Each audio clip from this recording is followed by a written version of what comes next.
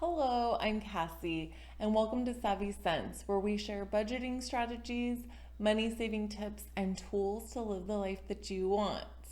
In today's video, I'm going to be talking about the 4 different ways to track your budget, and by the end of the video, you'll be able to identify which of those tracking systems would work best for you. The first tracking system that one can use for their budget is just plain old pen and paper. There are a couple of ways you can do this. First, you can make a budget binder. This is my old budget binder that I used to have. I basically used to track every single purchase. So up here is whichever category. This one's takeout. I put the date, the place that it was purchased, debit, credit, total, and it's a running total.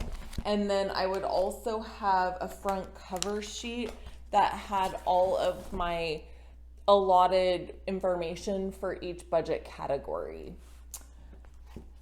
Another way to do pen and paper is just a plain old notebook like this. So this is currently what I use when I am doing my credit card payoffs. But a simple way to do this would just be to flip to a blank page, and you would have your cover budget sheet here that would include everything: mortgage or rent, car insurance. All that would be here on one sheet, and then you could have more where you keep track of it during the month, like I did in my budget binder. Or you could have a budget worksheet. If you're wanting to do a budget worksheet, you're going to want to find one that fits your needs. And you can do that by just doing a simple Google search for a free budget worksheet. It'll bring up a whole bunch of different items that you can choose from. And so you can go through and pick one that fits your needs the best.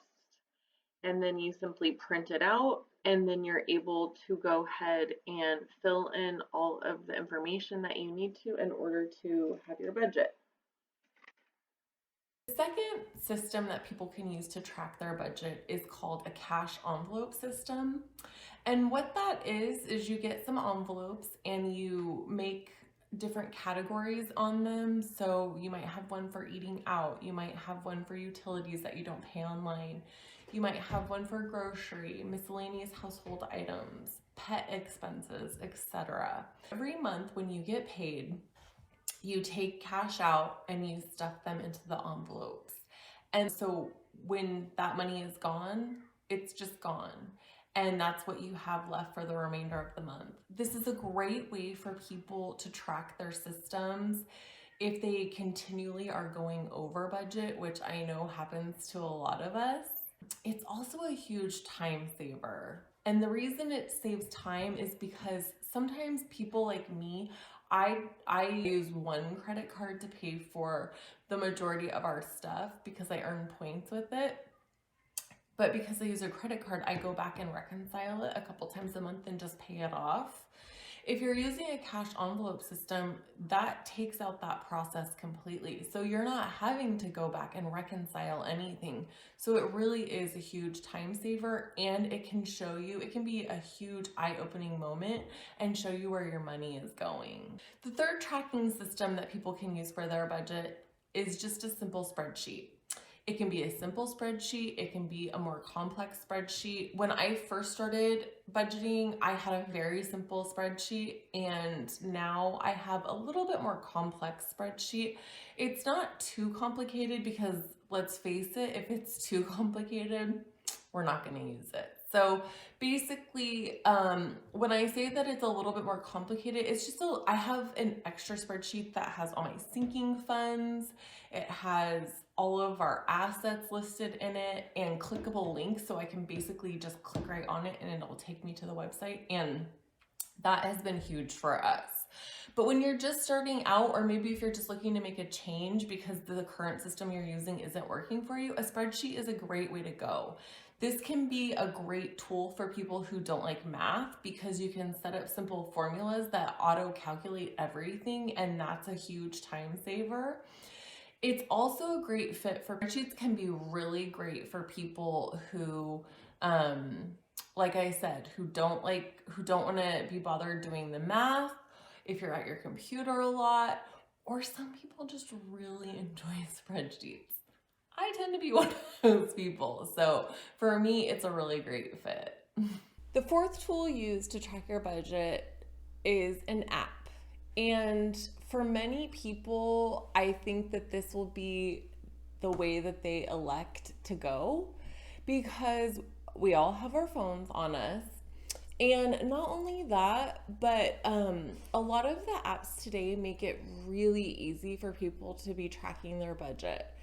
So some of them, you can just link up your financial institution into it and it'll pull all of your purchase into it. You can link your 401k, your IRAs, every credit card that you have, etc. And they even will try to categorize each purchase that you make. And I know, so for me personally, I like Mint, and I don't really use it for my budget tracking, but I do use it to go back and occasionally check my expenses that are in there. I like it because it brings in your purchases and then kind of expenses them out, and so it makes it easy for you to see if you're meeting your goals, if you have a little bit to go on your goals. I also like that it gives me a notification if we get paid or if there's a big transaction taken out of our account. I really like that it notifies us. So it's kind of a backup system for us, but I know a lot of people who use it as their primary way of tracking their budget and they love it. And I know that there are a ton of different apps out there. It might take some trial and error for you to just figure out what works for you, what doesn't, what you like, what you don't like, but that is a great tool for some people to use. And lastly, I kind of touched on this a little bit when just talking about my personal experience, but a lot of people use a combination of different ways to track their budgets. Like I said, when I first started, I used paper, then I used a spreadsheet, and that overlapped quite a bit. So I would write a lot of it down because I actually enjoy writing that stuff down.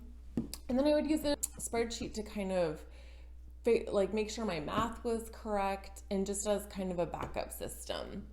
And then I use sort of three, I guess you could say. I use my primary spreadsheet. I also write some things down, and I use an app as basically a backup and a notification system for me. I'll say all of this will take some trial and error for you if you're new to budgeting or if you're just looking to make a change. I think it's good to just try out each system and see what works for you. Some things will stick, some things won't. You can adapt it how you need to. The trick, I really believe truly, is to make it as simple as possible, because if you make it as simple as possible, then you're more likely to actually do it. So thank you so much for hanging out with me today. It's been so fun talking about all the different ways to track your budget with you. I hope you enjoyed it. If you like this video, go ahead and give it a like below. And we would love to have you be part of our community. So if you would like to be a part of our community here on Savvy Cents, go ahead and hit that subscribe button.